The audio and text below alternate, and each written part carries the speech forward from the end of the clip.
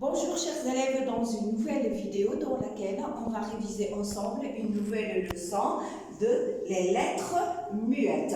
Alors vous savez, dans la langue française, il y a des lettres qui ne se prononcent pas. Donc ces lettres, on les appelle des lettres muettes. On les trouve soit au début d'un mot, soit au milieu, soit à la fin. Il y a des lettres que l'on peut trouver à travers des règles, soit on veut transformer un mot au féminin ou bien en cherchant la famille d'un mot, soit il y a des lettres qu'on ne peut pas les trouver, donc il faut recourir au dictionnaire. Donc à travers cet exercice, on va pouvoir réaliser ou bien appliquer tout ce que je viens de dire. Donc trouver les lettres muettes. Je lis la première phrase. En automne, tu portes des habits plus chauds. Alors, il y a des lettres qui sont au milieu. Donc, comme ici, il y a automne. Il y a la lettre M. Il n'y a aucune règle qui me montre de quelle lettre s'agit-il. Donc, c'est le dictionnaire qui me dit ça. En automne, tu portes. Donc, tu portes, on sait qu'il s'agit du verbe. La terminaison de la conjugaison ne se prononce pas.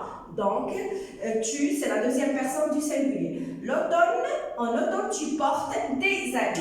Alors, habit, il y a un H muet qui ne se prononce pas. Il n'y a pas de règle qui le montre. De même, il y a un P. Et il y a le S du pluriel qui ne se prononce pas, soit à la fin des adjectifs, soit à la fin des noms. Donc, plus c'est un adverbe, donc il y a une lettre muette. Chaud, ici, je chaudais. Alors, c'était, je peux la trouver en transformant ce mot ou bien en cherchant le féminin. Chaud, chaude. Et le S ne se prononce pas. Donc, tu achètes de beaux habits, la même chose, la terminaison de la conjugaison ne se prononce pas. De beau, la terminaison du pluriel des adjectifs ne se prononce pas. Des habits de la même façon, comme ici, habits avec TS. Le centre fait une collecte de sang. Alors ici, il y a une lettre muette. Je peux la trouver en cherchant un mot de la même famille, sang, sanguin. Donc, la lettre muette, c'est G. Il a de beaux cheveux. Il a de bons cheveux.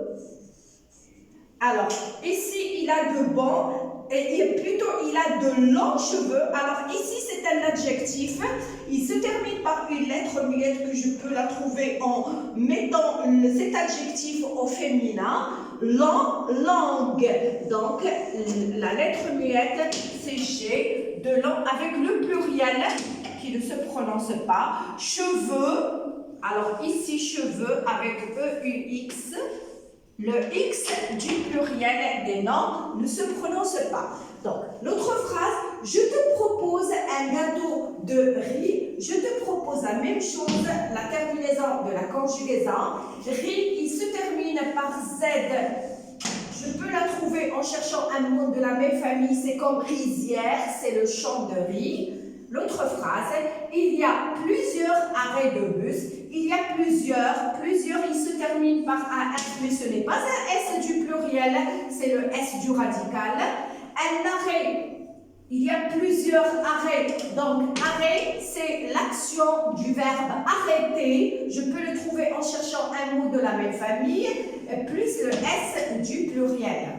L'autre phrase, il lui lance un beau regard. Regard se termine avec une lettre muette que je peux la trouver en cherchant un mot de la même famille, du verbe regarder. Donc la lettre muette, c'est D. Il a de propres dents. Propre, c'est un adjectif qui est au pluriel. Donc la marque du pluriel ne se prononce pas. Dents se termine par une lettre muette que je peux la trouver en cherchant un mot de la même famille, dent, dentiste, dentier, dentifrice, etc.